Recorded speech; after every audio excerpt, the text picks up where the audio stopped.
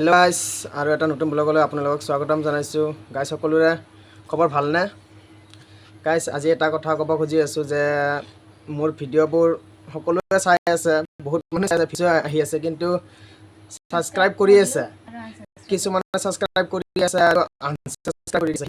সেইজন মই ক'ব খুজি আছোঁ যে ছাবস্ক্ৰাইব যদি কৰিব মন আছে কৰা, ছাবস্ক্ৰাইব কৰি উঠি আনছাবস্ক্ৰাইব কৰিব দৰকাৰ নাই।